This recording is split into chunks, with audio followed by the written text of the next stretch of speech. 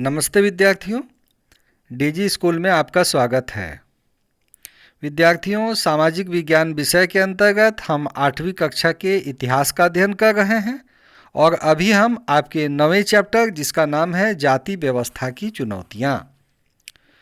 तो बच्चों, ये चैप्टर पेज नंबर 114 से शुरू है और इसका अंत पेज नंबर 123 तक है। तो बच्चों, जो 4 वीडियो मैं आपको उपलब्ध कराया हूँ उसमें हमने क्या क्या पढ़ा है। उसमें हमने सबसे पहले तो सामाजिक जीवन में जाति व्यवस्था के बारे में पढ़ा है। नेक्स्ट देखिए, ये है सामाजिक जीवन में जाति व्यवस्था, इसकी पढ़ाई हो चुकी है आपकी। उसके बाद समाज सुधार के प्रयास, इसके अंतर्गत बच्चों हमने आपको राजा राम मोहन राय जी के बारे में बताया था। इसी क्रम में जब हम आगे बढ़ते हैं बच्चों, तो मदिगा समुदाय के बारे में भी हमने पढ़ा। ठीक है, इसके आगे समानता और न्याय की मांग, ये भी हमने पढ़ लिया है, जिसमें हमने सतनामी आंदोलन के बारे में आपको बताया था। ठीक है, नेक्स्ट हमने नारायण गुरु के बारे में भी पढ़ लिया। देखिए, इनके बारे में भी हम आपको बता चुके हैं। तो अभी फिलहाल अब हमें देखना है क्या? हमें देखना है मंदिरों में प्रवेश के लिए आंदोलन। तो आप बच्चों पेज नंबर 119 पे फोकस कीजिए और चलिए हम अब शुरुआत करते हैं इसकी। तो चलिए लाइन बाय लाइन हम लोग देखते हैं बच्चों। महान दलित नेता डॉक्टर भीमराव अंबेडकर का जन्म बम्बई महाराष्ट्र के एक महार परिवार में हुआ था। महार परिवार के बारे में बच्चों मैंने आपको तीसरे वीडियो में बताया है। महार क्या होता है, और बच्चों बड़े सम्मान की बात है कि हमारे देश में, हमारी सेना में एक महार रेजिमेंट भी है ना। तो इसका संबंध महाराष्ट्र राज्य से है। महार को निम्न जाति माना जाता था।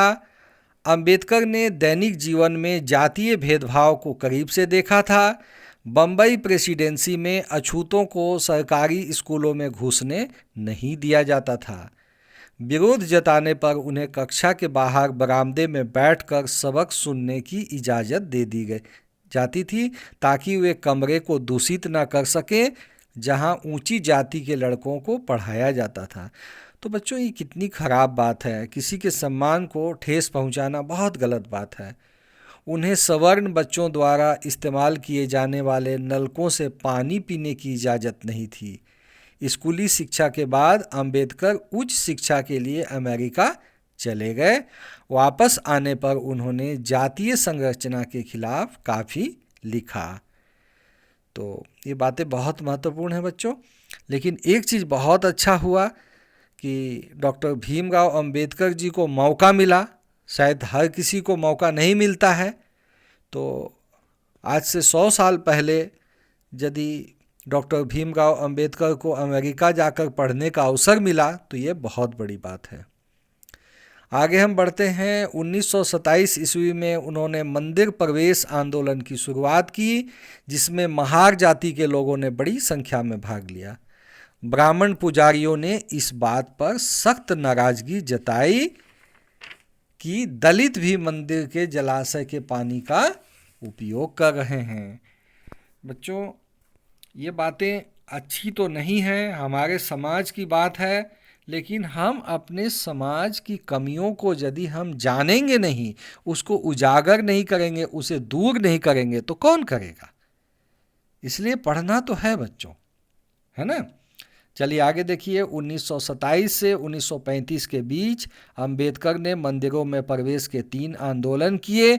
इसके माध्यम से उन्होंने समाज में व्याप्त जातीय पूर्वाग्रहों को उजागर करने का प्रयास किया। तो समाज में जाति को लेकर पूर्वाग्रह तो आज भी है। हम पहले से ही सोच लेते हैं कि वो फलानी जाति का है तो वो ऐसा होगा, वो फलानी जाति का है तो वो ऐसा होगा।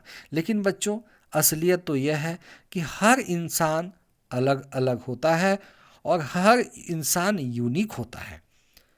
हम किसी भी व्यक्ति को ना किसी जाति से जोड़कर देखें तो ये अच्छी बात नहीं है और हमें ऐसा करना भी नहीं है। तो बच्चों, हम लोग जिस युग में जी रहे हैं, हम लोग बहुत अच्छे युग में जी रहे हैं। यहाँ हम लोगों को आपसी वैमनस्य नहीं बढ़ाना चाहिए, बल्कि हम लोगों को भाईचारा बनाकर रखना चाहिए। आपस में गांव में हम लोग जिस जिस जाति के लोग भी हैं, देखिए बच्चों, ये हमारे लिए बहुत सौभाग्य की बात है कि हमारे झारखंड राज्य में उतना हम लोग जाति भेद को लेकर के बिल्कुल नहीं सोचते। कई दूसरे राज्यों में ऐसा है, लेकिन झारखंड राज्य में ऐसा नहीं है। हमारा आदिवासी समुदाय तो बहुत अच्छा है, उसमें कोई ब्राह्मण नहीं होता है, कोई क्षत्रिय नहीं, कोई वैश्य नहीं, कोई शूद्र नहीं। कितना अच्छा है यहाँ पे। सारे लोग ब्राह्मण हैं, सारे लोग वैश्य हैं, सारे लोग सभी कुछ हैं, है ना। चलिए आगे हम लोग देखते हैं गैर ब्राह्मण आंदोलन। यहाँ पे हम लोग ईवी रामास्वामी नायकर जी के बारे में पढ़ेंगे, है ना। तो इनको लोग सम्मान से ना पेरियार भी बोलते हैं, है ना। इनके बारे में थोड़ा हम लोग जानते हैं। ये दक्षिण भारत से संबंधित हैं। तो बच्चों देखिए, दक्षिण भारत में 20वीं शताब्दी के प्रारंभ में गैर ब्राह्मण आंदोलन शुरू हुआ। यह आंदोलन उन गैर ब्राह्मण जातियों ने चलाया जिन्होंने शिक्षा, धन और प्रभाव हासिल कर लिया था। उन्होंने ब्राह्मणों को उत्तर से आए आर्य आक्रमणकारियों का वंशज बताया। मतलब जो लोग गैर ब्राह्मण थे, उन लोगों ने ब्राह्मणों को क्या कहा कि जो ब्राह्मण दक्षिण भारत में हैं वे लोग उत्तर भारत से गए हुए आर्य लोग हैं। जबकि बच्चों आपको मालूम है कि दक्षिण भारत में द्रविड़ जाति के लोग रहते हैं ना। आगे देखिए, मध्यवर्गीय परिवार में पले बढ़े ईवी रामास्वामी नायकर अपने प्रारंभिक जीवन में सन्यासी थे। वे लोगों के बीच पेरियार के नाम से प्रसिद्ध हुए। मैंने आपको बताया था ना बच्चों, उनको पेरियार भी कहते हैं। उन्होंने संस्कृत शास्त्रों का गंभीरता से अध्ययन किया। बाद में वे कांग्रेस के सदस्य भी बन गए। तो कांग्रेस क्या होता है बच्चों? कांग्रेस एक पार्टी है ना। ये पार्टी आज़ादी के पहले भी थी। इसकी स्थापना 1885 में हुई थी, है ना। तो वे बाद में कांग्रेस के सदस्य भी बन गए। राष्ट्रवादियों द्वारा आयोजित एक दावत में उन्होंने देखा कि वहाँ बैठने के लिए जातियों के हिसाब से अलग अलग इंतजाम किया हुआ है। इस बात से नाराज होकर उन्होंने पार्टी छोड़ दी। अब बच्चों मान लीजिए हम लोग किसी पिकनिक में जाते हैं, कोई पार्टी में जाते हैं, कोई कार्यक्रम में जाते हैं जहाँ भोजन परोसा जाए और वहाँ पे जातियों के हिसाब से अलग अलग जगह में भोजन परोसा जाए, तो क्या आपको अच्छा लगेगा? तो ईवी रामास्वामी नायकर जी को वो अच्छा नहीं लगा, तो उन्होंने फिर छोड़ दिया कांग्रेस, है ना। पेरियार ने महसूस किया कि अछूतों के स्वाभिमान की लड़ाई उन्हें स्वयं लड़नी होगी और उन्होंने स्वाभिमान आंदोलन की शुरुआत की। तो याद रखिएगा एक और आंदोलन जिसका नाम है स्वाभिमान आंदोलन। पेरियार वेदों एवं पुराणों के कट्टर आलोचक थे। उनका विचार था कि निचली जातियों पर अपनी सत्ता तथा महिलाओं पर पुरुष का प्रभुत्व स्थापित करने के लिए इन पुस्तकों का सहारा लिया गया है। यानी कि ईवी रामास्वामी नायकर का क्या कहना था? उनका कहना था कि वेद और पुराण जो हैं वो जो है निचली जातियों को उसमें दबाया जाता है और उच्च जाति के लोग दबाने का कार्य करते हैं। इसके अलावे स्त्रियों को भी दबाने का काम किया जाता है पुरुषों के द्वारा, है ना। तो हालांकि लोगों को ये दलीलें सहज रास नहीं आई। निम्न जातीय नेताओं के आंदोलनों से उच्च जातीय राष्ट्रवादी नेताओं के बीच मंथन और आत्मलोचना का दौर शुरू हुआ। बच्चों जब ऐसा होता है ना, समाज में जब कोई व्यक्ति इस तरह की बात बोलते हैं तो जो उच्च वर्ग के लोग हैं वो लोग भी एक बार सोचते हैं कि ऐसा यदि कोई कह रहे हैं तो ज़रूर बात में कोई सत्यता है। तो हमें अपना क्या करना चाहिए? आत्म जो है शुद्धि करना चाहिए। हम लोग को सोचना चाहिए कि हम लोग कौन सी गलती कर रहे हैं, और यदि हम गलती कर रहे हैं उसके चलते यदि सामाजिक समरसता में कमी आ रही है तो उन गलतियों को हम दूर करें। तो बच्चों, आप किसी भी जाति के हो, कभी भी गांव में या मतलब कहीं पे भी कोई भी सामाजिक किसी मतलब जगह पे आप हमको किसी भी व्यक्ति को ऐसा नहीं करना चाहिए, मतलब जाति को लेकर के कोई सवालिया निशान कहीं पे नहीं उठाना चाहिए। ठीक है। रूढ़िवादी हिंदू समाज ने भी उत्तर में सनातन धर्म सभाओं तथा भारत धर्म महामंडल और बंगाल में ब्राह्मण सभा जैसे संगठनों के द्वारा इन रुझानों का सख्ती से विरोध किया। औपनिवेशिक काल के बाद भी जाति के मुद्दे पर बहस चलती रही है, जो आज भी जारी है। तो बच्चों, आप सोचेंगे कि क्या ये सारे चीज़ें जो हैं आज़ादी के पहले ही हुई, आज कुछ नहीं हो रही है? बच्चों, आज भी हो रही है।